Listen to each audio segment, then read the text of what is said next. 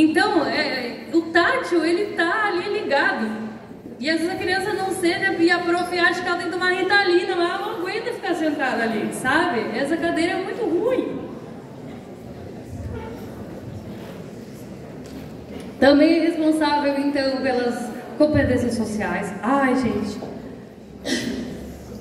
Tem uma coisa que o meu TEA, né? Eu falo meu TEA porque eu tenho várias questões, tá? Mas não fechou. Eu até fiz um teste uma vez com a psicóloga. Daí ela disse que eu era estressada. Enfim. Mas que me tem um nojo quando a gente vai conversar com a pessoa e ela fica tocando o braço ali. Caramba, eu não escuto mais nada que tu fala. Você fica tocando meu braço ali, fulano, não sei o que, não sei o que. Eu não escuto mais nada. E aquele tapa vai me incomodando e tu dá um passinho pra trás. E aí eu disfarço e a pessoa fica...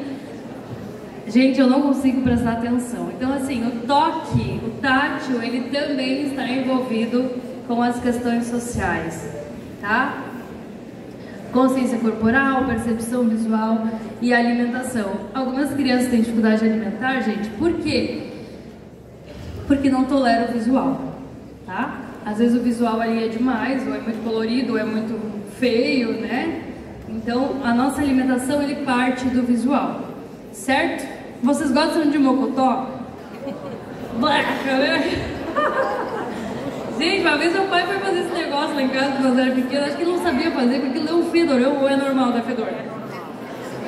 Caramba, aquilo ficou 3 dias, aquele fedorão lá em casa. E quando eu vi, assim, eu digo, eu não vou comer esse negócio. Até hoje, eu nunca comi mocotó, porque quando falo, eu já tenho aquela lembrança. Por quê? Porque teve o cheiro e teve o visual também. Podem conversar, estão contando as experiências de vida, isso é muito bom.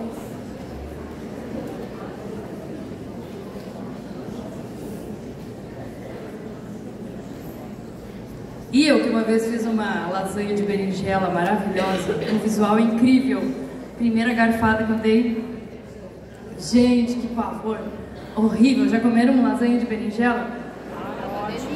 Tem gente que adora, né? Eu tenho dificuldade alimentar, tá? Eu sou uma adulta com seletividade alimentar, então eu tenho muita dificuldade e o visual, ele é algo bem importante para mim. Então, o proprioceptivo, ele é responsável pelo controle, né, e pela percepção do meu corpo. Então, assim, sabe aquela criança que vem e te abraça com força, que parece que é uma pobre percepção, né? Ou aquela criança que vai pintando forte, tu diz, anda, guri, vamos, não tá dando uma sacudida, né? É pobre percepção. O proprioceptivo tá ruim, ele não tem força mesmo.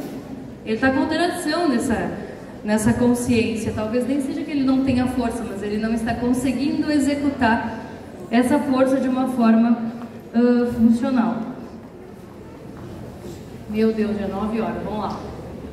E o sistema vestibular, então, ele é responsável pelo meu movimento e pelo meu equilíbrio. Então, assim, gente, vamos trazer lá para a sala de aula. Um aluno, quando precisa sentar na cadeira e fazer uma atividade, veja bem, ele tem que ter todo um planejamento motor de organizar o seu corpo, ir lá na cadeira, sentar. Então ele está usando tátil, vestibular e proprioceptivo. Daí ele precisa pegar um lápis na mão. Essa pinça é vestibular e propriocepção, tá? A força com que ele vai fazer é propriocepção. Então agora, se o seu aluno fizer com muita força ou com pouca força, você já sabe, opa, é o proprioceptivo que não está legal. E o olhar, por exemplo, olhar para o papel, olhar para o quadro, volta para o papel, é sistema vestibular e proprioceptivo. Tem muitas crianças, gente, vindo para o consultório com laudo, ou hipótese de TDAH, ou déficit de atenção, ou outras questões também, e é só alteração de sistema vestibular e proprioceptivo. Então, aquela criança que é desajeitada, que tropeça, que cai, que se perde no mundo, é o vestibular, é o proprioceptivo, é o tátil que não tá legal, tá? O vestibular, ele é responsável pela função do meu corpo, então. E aí, voltando para as questões ocupacionais, que é o que o terapeuta ocupacional trabalha, tá? A função da criança. Então, uma criança de 5 anos, ela precisa se vestir sozinha, comer sozinha, tomar banho sozinha, escovar os dentes sozinha, se localizar no espaço, organizar o seu material na sua mochila, ter autonomia para entrar no carro, sair do carro. Então, essa é a função da criança de 5 anos. Na escola, se organizar sozinha, né? Fazer as atividades. Se a criança não executa isso, é porque ela está com uma disfunção ocupacional. E aí a gente trabalha isso, a gente entende o porquê e trabalha isso, certo? Então o vestibular, ele é responsável por todos os movimentos funcionais que o meu corpo faz, pelo controle motor do meu olho. Vocês já tiveram alguma criança que fica com o olho balançando ou andando de um lado para o outro quando você está falando com ela e ela está prestando atenção com você? Isso é uma alteração no vestibular, tá? Eu estou andando, eu estou descendo, subindo e eu estou olhando fixo para vocês. O meu olho não alterou o movimento. Isso é responsável pelo sistema vestibular, tá? O controle ocular. Por isso que crianças com déficit de atenção, elas têm, ou simplesmente alteração vestibular, elas vão ter dificuldade de olhar para o quadro. Então elas estão olhando lá e viu que a prof escreveu dia tal. Quando ela voltar para o caderno, aqui, mexeu o motor ocular dela, vai embaralhar tudo na folha. E ela vai ficar olhando até se organizar. Quando organizou, ela vai dizer, o que era mesmo? Aí ela volta. Quando ela voltou, ela mexeu no ocular de novo. Lá no quadro, embaralhou tudo de novo. Então ela vai ter que se localizar. Ah, dia 8. E assim ela vai. Por isso que às vezes o caderno está sempre em branco. Vocês têm alunos assim? Vários.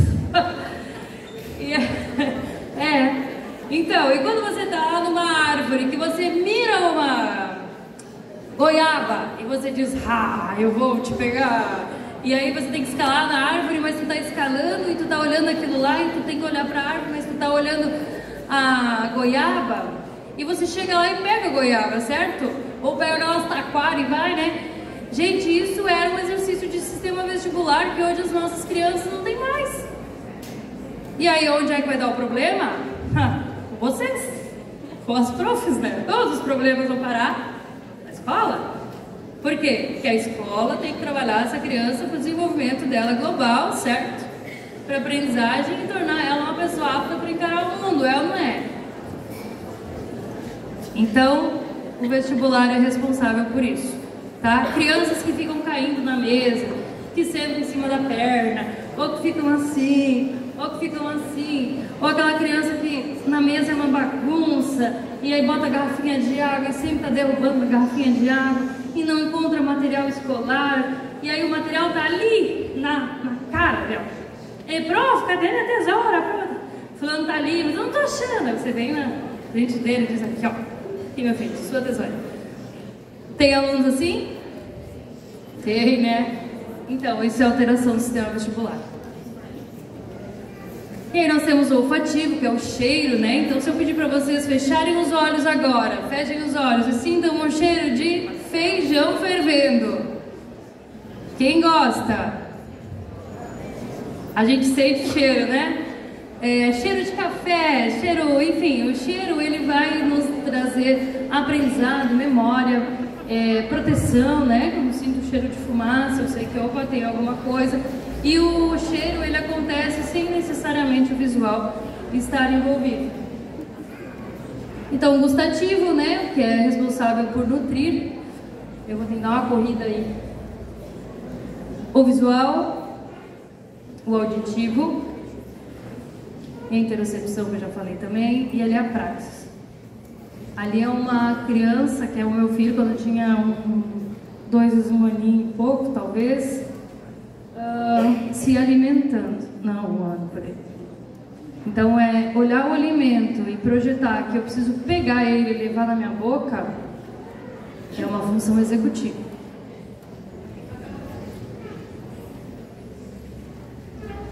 E aí aqui eu acho que é o mais importante pra gente conversar, tá?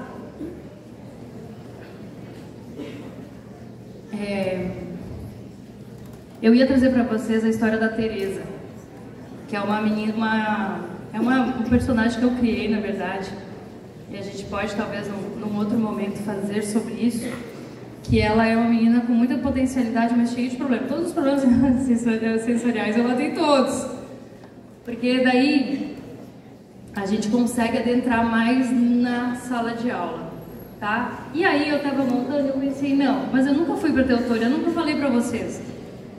À tarde você vai falar, Teresa? À tarde você vai falar a história da Teresa? Convida o pessoal. E aí eu pensei, bom, como eu nunca fui lá, não adianta eu falar de problemas sensoriais se vocês não sabem quais são os sensoriais, né? Então eu acho que por aí vai ser melhor para vocês conseguirem aplicar com os alunos. Então assim, gente, ali também era o meu filho mais velho, quando tinha 2 aninhos, no shopping de Lajeado, porque Venâncio Airense, quando chove, é pro shopping de Lajeado, sabia? Não tem o que fazer em Venâncio, gente, só mercado. Então ele tá ali naquele carrinho, veja só. Tem luzes, tem movimento, tem barulho do shopping, tem o movimento do carrinho, tem a postura corporal, tem ainda a função de pegar na direção e girar e fazer a buzina. Então essa atividade é uma atividade complexa, que utiliza todos os nossos sentidos sensoriais, certo? E ali, essa criança estava recebendo as informações, olhava volta e meia para ver se estava tudo bem e dando conta disso ali. Mas não são todos os alunos da gente que dão conta. E a criança com transtorno do espectro autista, geralmente ela não dá conta dessas informações, todas. Então, a informação chega, você processa, você discrimina, você modula e você executa. Esse é o plano na intervenção de integração sensorial, tá? E quando a criança tem alguma alteração, eu vou trabalhar exatamente aquela alteração, usando os balanços necessários para esta dificuldade, mas sempre pensando nisso. Algumas crianças vão ser hiporreativas, então é aquela criança, gente, que vocês vão chamar e ela não vai responder. Tá o Lucas aqui brincando e você diz, Lucas, vem cá, Lucas, eu tô falando com você. Mas ele tá demorando, ele demora para processar, ele demora para entender que o Lucas é ele demora para tudo. E não é porque o cognitivo dele é bom, é ruim, desculpa. Ele pode até ter um cognitivo bom, mas ele é hiporreativo. Então ele demora mais. A integração sensorial não tá legal, ele precisa ser trabalhado. É uma criança que possivelmente vai cair, não vai chorar, se machuca e não chora, não tem noção de perigo, não tem noção de dor, de quente, frio, de proteção, né? Então são as crianças hiporreativas. É aquela criança que tudo bem, se ela está no meio do barulho, ela fica ali. Geralmente é aquele TEA que não dá problema, que não tem grandes dificuldades na escola. Tá super bem. Eu já prefiro quando as professoras dizem socorro, o que eu faço, do que quando diz que está super bem, né? Porque geralmente esses super bem estão quietinhos, né? Então eles não estão incomodando, mas eles também às vezes não estão desenvolvendo, né? E aí vocês são os pioneiros para desenvolver a aprendizagem do aluno, né? Desenvolver o aluno. Tá, Elisa, se eu tenho um aluno desse que não me responde, o que eu faço? Já vou explicar, já vou ensinar. E tem o hiperreativo, que é aquele que sente muito mais. Então é aquele aluno problema.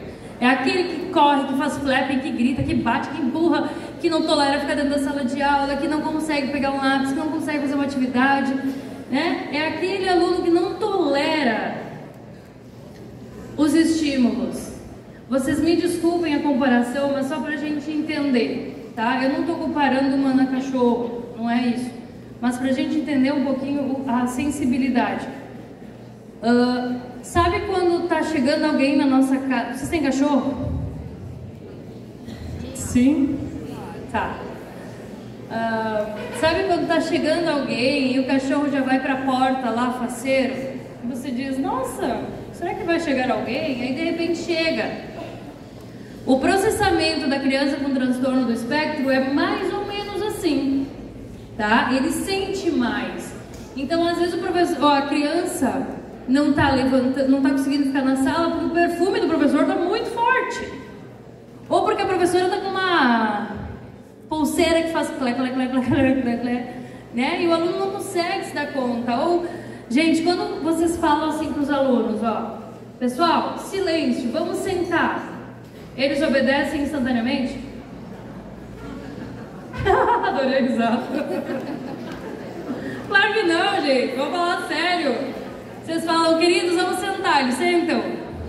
Não, óbvio que não. Talvez na 10ª vez, né? Então, isso incomoda demais uma criança com transtorno do espectro, tá? Porque eles são literais. Se você falou silêncio, é silêncio. Se você disse senta, é senta. E às vezes ele não está sentando porque ele não está dando conta daquele barulho, daqueles colegas que não estão obedecendo o professor. Então tem uma infinidade de situações que podem causar uma desorganização nessa criança. E aí o sistema de integração sensorial dela, principalmente a praxis, não está legal e ela não consegue se autorregular. Então ela busca recursos, ela corre, ela pula, ela faz flapping, ela busca recursos. E você não pode dizer para o seu aluno, para, não corre, não bata, não faça flapping, para, isso não é legal. Não, você precisa acomodar os outros e entender o que essa criança está precisando. Lembra do olhar sensível que eu falei no início do violão? É isso, você vai ter que conhecer o seu aluno e entender o que está desorganizando. Ah, Elisa, mas a minha turma é tranquila e mesmo assim ele faz isso. Então você vai conversar com a família. Se a consulta do neuro tá legal, se a medicação tá legal, se tem alguma coisa na família que tá acontecendo, tá? Eu atendo um menino grave em Lajeado, porque hoje eu tenho consultório em Venâncio Lajeado, tá? E trabalho nesses dois lugares. E o menino estava vindo evoluindo, assim, era um menino que a gente tirou a fralda com 5 anos, está começando a utilizar a comunicação alternativa, então assim, um menino maravilhoso que está vindo. Deu um desentendimento na família e o menino voltou a estaca zero. E aí a mãe disse, o que está acontecendo? O que houve? Já faz um mês que houve o tal do desentendimento, foi forte o desentendimento, foi na frente das crianças. E essa criança começou 2 semanas depois a regredir. Então a mãe estava com dificuldade de identificar que era essa questão. Então agora a gente está fazendo todo um trabalho com a família, né, do relacionamento do pai e da mãe na frente das crianças, desconstruir a briga e construir o amor, para que essa criança consiga se organizar, tá? Então muitos fatores estão envolvidos. Só que a gente tem que ter esse olhar de que essa criança está sentindo mais do que nós. Pode ser na sala de aula, pode ser fora da sala de aula. Não necessariamente no ambiente escolar. E tem o buscador sensorial, tá? Que é aquela criança que busca as sensações. Só que se ele está buscando é porque ele está desorganizado. E se ele está desorganizado, ele vai buscar. Só que o buscador, geralmente, ele não tem maturidade neurológica para se autorregular e ser executivo, funcional, certo? Então ele vai pegar uma coisa, geralmente a busca ou ela é tátil, de botar coisas na boca, ou de botar mão, ou ela é vestibular. Tem crianças que fazem chuvinha, tem crianças que correm, que se balançam, fazem flap. Geralmente a busca ela é vestibular ou tátil, tá? E a criança busca isso como uma fonte de prazer. Então ela vai ficar ali naquela planta, ou ela vai fazer alguma coisa e você vai chamar ela e ela não vai vir. Você vai chamar ela não vai vir. E daqui a pouco ela vai começar a ficar irritada com este movimento, porque ela não tem maturidade para entender assim, ó, você fez isso, foi legal, acalmou, agora volta. Foi meu processo de ir no banheiro. Agora volta, você não pode ficar lá no banheiro, você tem que falar. Então, cria-se um perfil de fuga. tá? E aí o ABA e o Denver nos ajudam muito, porque a fuga é a criança ela foge da atividade por prazer. Então às vezes parece que a criança, nossa, a criança é muito grave, não sei nem como chegar perto dela. E, na verdade ela está te enganando, ela está fazendo uma fuga e ela não sai dali, né? Então ela fica correndo, ela fica lá fazendo algumas buscas, fazendo estereotipia como fuga, tá? Então é o momento da gente pegar essa criança e dizer, calma, vem cá. Passear com as crianças no pátio, gente, é assinar atestado de derrota. Muitas vezes, não sempre, tá? Por quê? A criança não sente, não faz atividade, está gritando, está correndo. Mas quando vai para o pátio se acalma. Tá, e ela volta? Não. Então assim, a criança está indo para o pátio para caminhar, está indo para a escola para caminhar no pátio. Então vamos caminhar pela cidade, vamos então entrar no mercado, vamos tornar essa caminhada funcional. Tudo bem, eu entendo, a criança não está dando conta de fazer atividade dentro da sala. Tá bom, então vamos pegar atividade, vamos fazer lá no pátio. Mas não vamos ficar lá no pátio zanzando, sem nada para fazer. Certo? Então, a gente tem que ter esses olhares sempre muito atentos quando tem uma criança com transtorno do espectro autista. Algumas famílias dão mordedores para as crianças.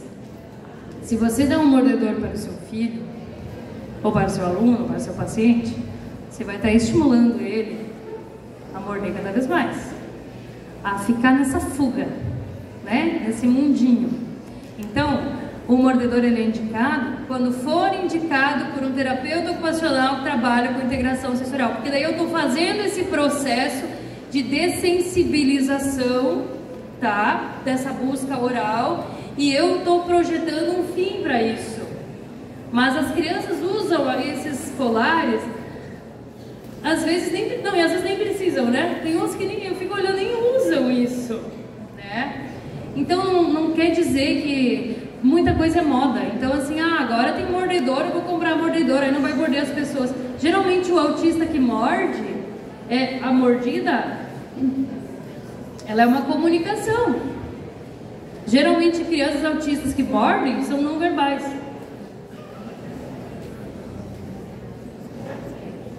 Então ela morde para protestar, ou alguma coisa, ou o outro, né? Então não é o uso de mordedor que vai reduzir isso, né? Seria um comportamento. Então a gente precisa cuidar um pouquinho, gente, antes de dizer para os pais assim, ela quer ficar andando no pátio, então caminhe com ela um pouco na rua para não precisar vir caminhar na escola. Ou, ela tá botando tudo na boca, compra um mordedor para ela.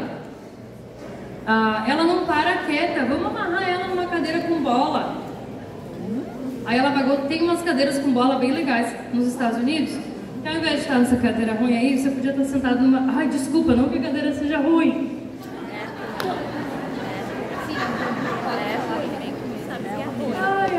Elisa sendo Elisa, né? Ao invés de você estar sentado nessa cadeira reta, sem estofamento, né, com uma, como é que se chama atrás? O encosto de madeira, você poderia estar, ao invés de estar sentado ali, poderia ter um furo e você poderia estar sentado numa bola boba com suporte de ferro que não permite a bola rolar. Então ali você, quando você está com sono, você pode pular na bola sem sair da classe. Lá nos Estados Unidos tem. Inclusive, gente, nos Estados Unidos, nas escolas, tem salas de integração sensorial gigantes, né? Ginásios, tipo isso aqui. E aí o meu aluno está desorganizado, tem um TO que vai lá organizar ele para ele voltar para a sala de aula. Que incrível, né? Gente, é incrível e existe, tá? Existe, mas lá, né? Não aqui.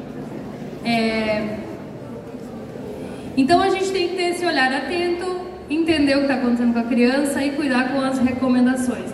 Quando você tiver um aluno complicado, assim, ou que você entenda que ele é mais difícil, encaminhe para avaliação de um terapeuta ocupacional, tá? Porque todas essas modulações, gente, é o terapeuta ocupacional com integração sensorial que trabalha. E aí eu acho que é legal a gente conversar, né? Eu acho que é interessante trazer o que é feito e como o trabalho da gente pode contribuir com o dia a dia de vocês, certo? Eu tenho 5 minutos. Então aqui fala um pouquinho da inclusão. Isso aqui, gente, eu vou ler porque é fundamental, tá? Quando chega um aluno com transtorno do espectro autista, tem alguns manejos comportamentais que podem fazer toda a diferença. Antecipação, tá? Antecipar algo. Nunca pegar a criança e dizer: vem cá que nós vamos para o intervalo agora. Vem cá que nós vamos para a pracinha agora.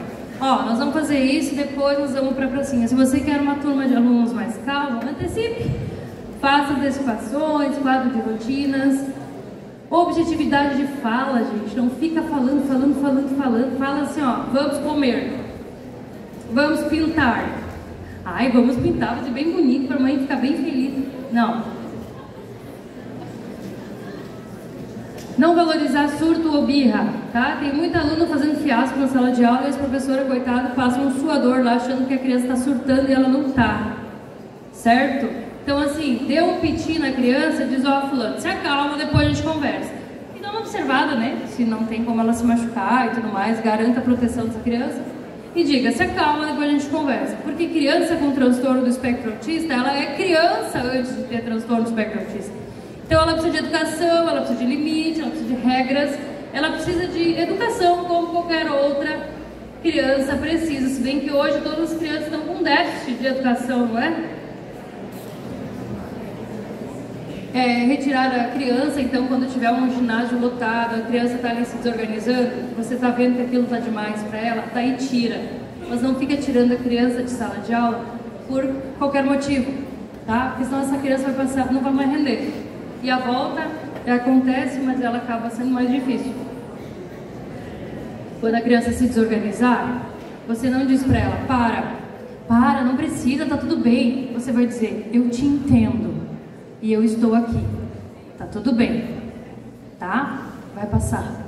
Se a criança quiser um abraço, tu abraça, tu vai olhar a criança e tu vai saber como manejar com ela. Tem crianças que não suportam abraços, tá? E tem crianças que já necessitam deste abraço. No meu consultório, eu nunca abraço as crianças. Então, só que quando eu vou trabalhando mais tempo com as crianças, elas criam um afeto com a gente com elas, obviamente, né? E aí, quando chega no meu consultório, a primeira vez impossível, eu nunca abraço. É regra. Então elas chegam e digo: oi, fulano, entra e tal. E eles vão correr pra sala, né? Porque a sala é muito mais legal do que eu. E aí a gente vai trabalhando, e aí com o tempo eu vejo que elas ficam, elas chegam assim, ó, elas não sabem se elas abraçam ou não. E aí é o momento onde eu me abaixo e digo: você quer me dar um abraço? Para respeitar este tempo da criança, tá? Nunca forcem alunos autistas, nem criança nenhuma, dar abraço, dar beijo, cumprimentar sim, que daí é educação. Mas abraçar, beijar, só se a criança quiser. Potencializar as crianças nos potenciais também é algo bem legal. Não quebrar regras e combinados, gente, isso é muito importante, tá? Se você combinou, você vai realizar. Eu tenho um autista não verbal em Venâncio, que a gente está fazendo comunicação alternativa em dupla agora, né, usando o tablet. Então eu e a Fana Thaís, a gente está atendendo essa criança, duas crianças juntas, para fazer elas se comunicarem e elas poderem experimentar outra criança que necessita de um tablet para se comunicar. Então está sendo incrível. E eu disse para ele, a Thaís estava se atrasando, e eu cheguei, né, e eu disse: vamos botar a rede, vamos andar de rede, nós três aqui. E aí, nisso chegou a Thaís, eu disse: Thaís, vamos lá para a tua sala, porque ela é menor, a gente vai conseguir focar mais atenção. E o Francisco foi lá na rede e olhou. Ela disse: é verdade, vamos primeiro andar de rede, porque a Elisa prometeu a rede. Então, o que a gente cumpre, a Probete, a gente precisa cumprir, tá? Se por acaso a gente prometeu um pracinho e tá chovendo, a gente vai explicar para a criança: nós havíamos combinado de hoje para a pracinha, mas está chovendo, então vamos fazer outra coisa, né? O que você prefere fazer ou o que podemos fazer? Então, o combinado, ele é muito importante. Rotina, tá? Para as funções, tanto na escola quanto em casa. Evitar excesso de estímulo visual, tá? Então, assim, evitar muitos cartazes, evitar muitas coisas, né? Tem algumas escolas nos Estados Unidos que não tem mais sinal, então acende uma luz vermelha, né? Nas salas, tem no fundo e tem no início, assim. Então não tem aquele sinal que tem aqui no Brasil, sabe? Que a gente tá com uma xícara de café, vira a xícara, vira o café. E para evitar esses excessos, tá? Lá também, o grupo, lá, gente, acontece muito isso que está acontecendo agora aqui no Brasil, né? São as invasões às escolas, esses massacres, enfim. Então lá também tem algo que tem essa questão da segurança, então também eles fazem intervalos reduzidos, não vai todo mundo no pátio, não. É turmas, vai a turma do segundo ano, daí vai o segundo ano A, o segundo B. Aí entre eles né, brincam, mas não vai todo mundo junto. Então isso pro TEA também é muito legal. Placas de orientações pela escola, tá? Isso é muito legal e de preferência visual e não escrito, tá? Então onde é o banheiro, bota uma figura. Nos Estados Unidos também era muito legal. Eles têm placas com a foto do banheiro e a flecha, né? E ainda tem sinalização por luz nos corredores, luzes LEDs assim, numa frequência mais baixa, para que as crianças vão se localizando. Estamos longe de ser como eles, mas algumas coisas a gente pode ter como referência, né? Então assim, quando é a porta da sala, tem aquelas portas todas cinza, e a criança não verbal, não está alfabetizada e tem um nome lá da porta. Então assim, quando for salas, elas podem ser identificadas por frutas, elas podem ter a foto da criança na porta, né, ou da turma, ou da prof, ter algumas referências visuais para a localização é bem importante.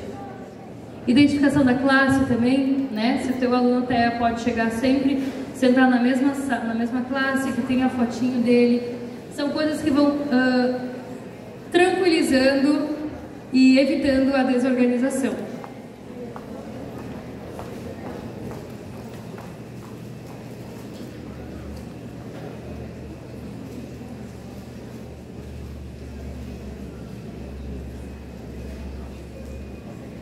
São as avaliações. E eu acho que a mensagem que eu gostaria de dizer para vocês é esta também, que antes de qualquer diagnóstico a criança deve ser educada, desenvolvida e amada, estimulada como tal. A melhor terapia, não a única, é o brincar em família, e o melhor remédio, não o único, mas o melhor de todos eles é o amor. E eu acho que era isso que eu tinha para falar para vocês hoje.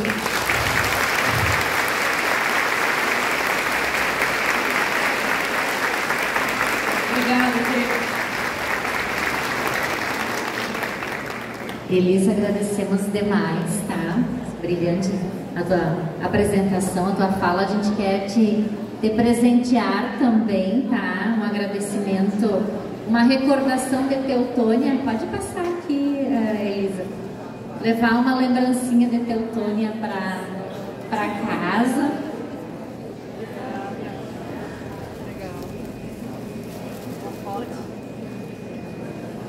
E deixar registrado o nosso carinho, a nossa gratidão por esse momento assim de bastante aprendizado. Muito obrigada. Pessoal,